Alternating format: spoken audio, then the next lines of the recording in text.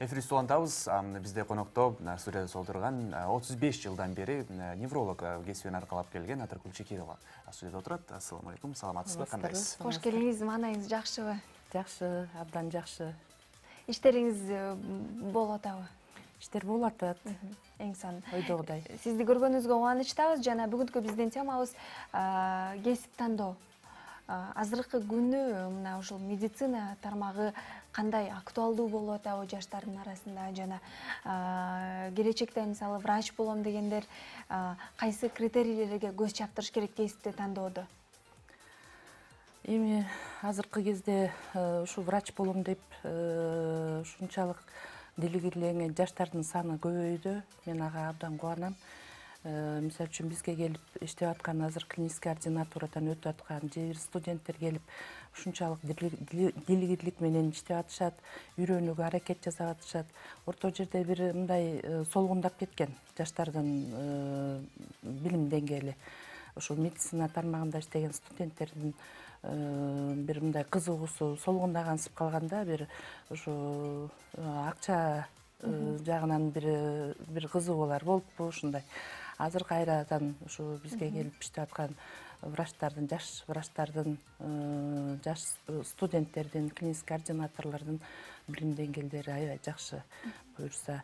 Анан эми ушул врач болууну, дарыгер болууну самагандар мектептен баштап жакшы окушу керек. Айрыкча физика, химия, биология билимдерин абдан жакшы өздөштүрүш керек. Өзүнүн врач болуш үчүн өзүнүн абдан ушу бир ынтызарлыгы керек да. Ар ким эле, ар бир киши эле врач болууну самаган менен, врач болууну самаса, өзү ушунчалык бир дилгирленсе, ошондо гана врач боло алат.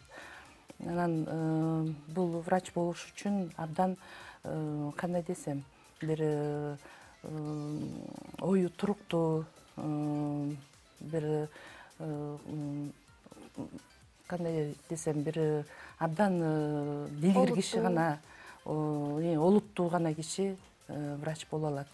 Врач медицинада окуган, биздин баягы Ленин атабыз айткандай, ийне менен кудук каскандай эле окуш керек да. Эрте эми адамдын өмүрүн сакташ, адамдын ден соолугун сакташ, бул жашоодо эң кымбат нерсе да. Анан бу жерде абдан мындай олуттуу караш керек да. Илимге да, билимге да. Ар бир эле мисалы адам каалоочу врач боло алабы? Эгер кааласа, боло алат. Бирок билими менен айкалыштырыш керек да бу жерде. Боло албайт го дейм. Мисалы мен кан көргөндө жүрөгүм айнайт. Кесип тууралуу суроо бергим келип турат. Баягы баланы төрөлгөндөн баштап эле баягы оорулар коштоп, же болбосо ата-энесинен өткөн, муунда муунга өткөн оорулар бар эмеспи? Неврологиялык ооруларда, акыркы учурларда көбүнесе кездешкен оорулар кайсы? Неврологиялык оорулардын көбүнесе кездешкен оорусу эми жаш балдарда ДЦП оорулары көбүрөөк кездешип атат. Буга эмне алып келип атат? Ата-энелердин жашоо шартында көбүнчөсүн орто жерде бир алкоголизм күчөп кетти эле. Ушул себеп болот. Чылым чегүү, анан көбүнчөсүн баягы бир ийне боюнда барда токсикоз оорулары менен ооруганда өзүнө абдан жакшы көңүл буруш керек да. Ошол акушерский анамнез деп коет, ошол убакта бир жакшы көңүл бурулбай калып, же бир сасык тумоо оорулары менен ооруганда, же бир какой-то бир травма алганда ушу ДЦП ооруларына көп кездешип калышат. Ал эми жашы өтүп калган, улгайган адамдар көбүнчөсүн ушу биздин баягы калкыбыздын көбү дейин, эми бир топтору ушу сабатсыздык кылышып, дарыны убагында ичпегендиктен, гипертония оорусу менен ооругандыктан инсульт оорулары, инфаркт оорулары, көп кездешип атат. Анан дары ичпегендин негизинде жанагы дагы эле баягы здоровый образ жизни деп коет эмеспи? Бир убагында дарыланбагандыктан, толуктук, жанагыдай эле алкоголизм, чылым чегүү, гиподинамия деп коебуз, көп отуруп иштейбиз, көпчүлүгүбүз баспайбыз, дене тарбия иштери менен алек болбойбуз. Ошонун негизинде боюнчосун ошо инсульт оорулары абдан көбөйүп атат. Мисалы, адам баласы ден соолугун дайыма чың кармаш үчүн, мисалы, айрым жагымсыз ооруларга чалдыкпаш үчүн бир күндүк мисалы жашообузду сиз кыскача түшүндүрүп айтып өтпөйсүзбү анда? Канча убакыт мисалы спортко көңүл буруш керек, кандай нерселерди биз адатка айландырып алышыбыз керек, эмнеден баш тартышыбыз керек жана эмнеге жакындашыбыз керек? Эми ушу денени сакташ үчүн, ден соолукту сакташ үчүн көнүгүүлөр жасаш керек.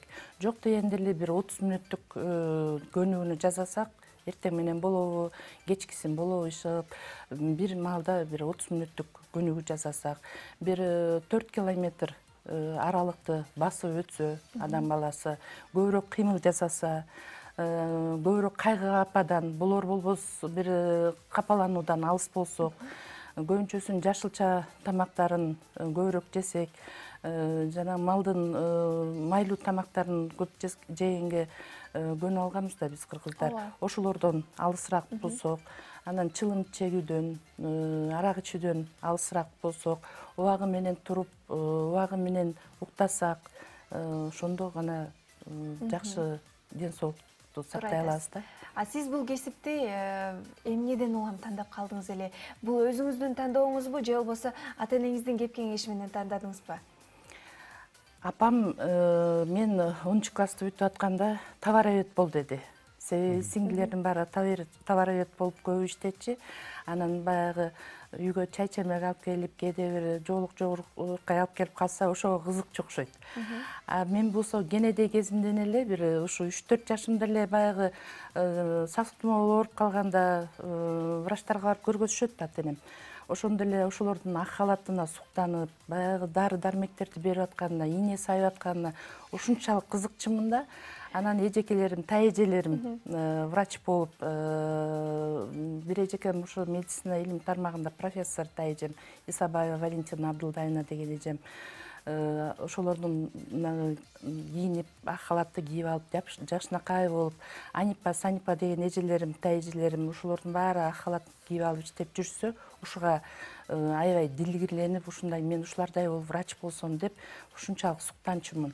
Анан ушу апамдын тилин албастан медицина институтуна келип тапшырдым. Биринчи жылы конкурстан өтпөй калдым. Анан көгөрүп кайра падкурска тапшырдым. Анан бир жыл падкурста окуп, абдан жакшынакай баалар менен жакшы бал менен өтүп кеттим. Негизи кичинекей бөбөктөр ак халатчандарды ийне сайып атканын көрүп андан коркуп эле ал жактан эртерээк чыгып кетсем деп кыялданышат. Ал эми сиз чындыгында абдан өзгөчө экенсиз. Мисалы биз азыр жаш врачтарды көргөндө эмнегедир ишенимсиз мамиле жасайбыз аларгачы. Бул эмне менен байланыштуу болушу мүмкүн? Биз жаштарды көргөндө кичине улуураак эле бирөө болсо болмок деп ичиңен ойлоп коесуң да. Чындыгында эле биз аларга ишенимсиз мамиле кылышыбыз керекпи же тескерисинчеби? Жок, андай ишенимсиз мамиле кылган туура эмес. Ишениш керек. Мисалы үчүн менин азыр жанымда 2 врач кыз иштешет. Экөө тең абдан жогорку баалар менен бүтүшкөн институтта. Экөө тең билимдүү, грамотный экөө тең. Анан кээде деген баягы мен отурам да, үчөөбүз отурабыз. Ошо келген пациенттердин баары эле мага көрүнгүлөрү келет да. Анан мен эми баарын көргөнгө жетише албай калам да. Анан айтам, бул врачтар жаш көрүнгөнү менен абдан билимдүү, апа жакшылап көрөт, жардам берем, мен дагы үстүртөдөн карайм, өзүлөрү эле абдан жакшы көрүшөт деп ушинтип мактап эметип коем. Анан баягы жумуш жүрүп атканда өзүлөрү деле баалап калышат да. Бул врачтар билинет да эми кандай көрүп атканын, дилгирленип, абдан жакшы назначение берип, жакшынакай көрүп атканын. Анан ишенип артып эле деген азыр өкө тең жакшынакай иштеп атышат. Өзүлөрүнүн баягы жыл сайын келип жүргөн оорулары, мен Нурайга көрүнөт элем, мен Альбинага көрүнөт элем деп өзүлөрү келип ошо врачтарыма көрүнүп кетип атышат. Анан ишеним болсо жаштарды эми артка таштабай, жаштарды өстүрүш керек да. Ооба. Сиз мамлекеттик кызматта иштейсиз. Мисалы, көпчүлүк адамдардын арасында азыр ушундай түшүнүк пайда болгон. Мамлекеттик кызмат, мамлекеттик мисалы ооруканаларга барып кайрылуудан эмнегедир качышат, коркушат. Көбүнчө жеке клиникаларга барганды жактырышат да. Чындыгында эле азыркы күнү пациент барып бир анализдерди өткөндөн соң олчойгон бир дарыларды жазып берип салды, анан мунун баарын ичип мен ден соолугумду кайра талкалайм да деген кептер дагы чындыгында эл арасында жүрөт.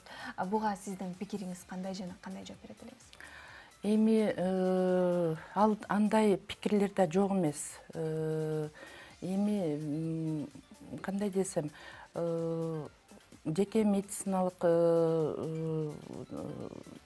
ооруканалар алар деле жакшы дарылап, азыр абдан жакшы өнүгүп атышат. Мен ал жагына деле көз карашым туура да. Анан биздин мамлекеттик, мисалы үчүн Кыргыз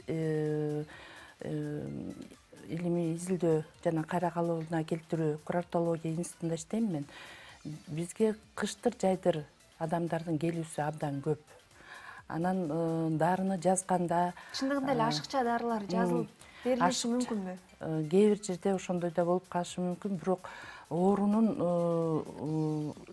баягы мисалы үчүн бир 60-70-теги адамдарга деген ушунчалык ошо 60-70 жыл топтоп жүргөн оорусуна ар бирине деген дарыны жазганда эле ошончо көп дары чыгып кетет да. Анан билбейм, эми врачтар ашык дары жазып берип, бир мындай кызыктар болгонун туура эмес түшүнүк деп ойлойм, көз караш деп ойлойм. Туура эле жазып беришет болуш керек. Ошон үчүн оорусу көп болсо көбүрөөк дары жазылып калат да адамгачы. Аны туура кабыл алыш керек. Негизинен эле дарынын канчалык деңгээлде зыяны бар? Дарынын эми Мисалычы, бир жерин айыктырса, бир жерин кайра талкалайт деп түшүнүп. бар. Мисалы үчүн антибиотиктерди жазганда иммунитетти түшүрөт, дисбактериоз калып келет. Гентамицин деген антибиотик бар. Мисалы үчүн мага ошондон жабыркагандар, слуховой неврит оорусун алып келип, кулагы укпай калгандар келип калышат да.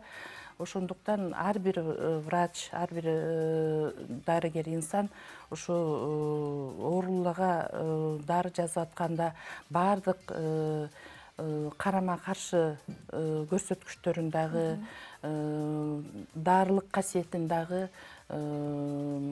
карап туруп, анан дарылоону беришибиз керек да. Же болбосо бир жагын баягы бир жагын лечитетип, бир жагын калечить ала аласыз да, орусча айткандачы. Ошондуктан кээ бир оорулар, мисалы үчүн нефротоксичный деп коет, бөйрөктү бузуп коюшу мүмкүн, бөйрөктүн иштөө функциясын. Бир дарылар боордун иштөө функциясын бузуп коюшу мүмкүн.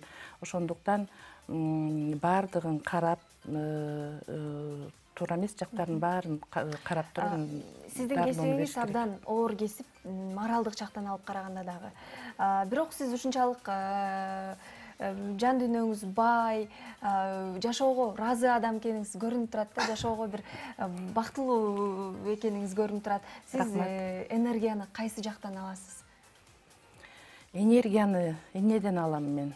Жанымдагы жакшы адамдардын жандап жүргөнүнөн алам. Энергияны мен эмнеден алам? Ошо өлкөбүздөгү тынччылыктын өсүп өнгөнүнөн алам. Кыргызстаныбыздын мынакей өсүп келатат. Мурунку биз жаш кезектеги караганда азыр бир топ эле өсүп калды. Энергияны эмнеден алам мен? Ооруларымдан аман эсен сакайып, аман-эсен үйүнө кетип атканында мага берген батасынан, ыраазычылыгынан алам. Үйүмдөгү балдарымдын ушу аман-эсен чоңоюп, ыймандуу болуп, чоңоюп атканынан алам. Бардык жакшы адамдын көзү жакшы нерселерди гана көрүп, жүрөгү жакшы нерселерди туйса, ошондо энергия пайда болот. Эң сонун. Чоң рахмат сизге анда. Ыраазычылыгыбызды билдиребиз. Ачык айкын жоопторуңуз үчүн дагы бир ирет рахмат. Сиздердин да иштериңизге ийгилик. Рахмат чакырганыңыздарга. Чоң рахмат. Эфирибизди улантабыз. Студияда бизде Атыркүл Шекерова эжекебиз болду. 35 жылдан бери невролог жумушун аркалап келген.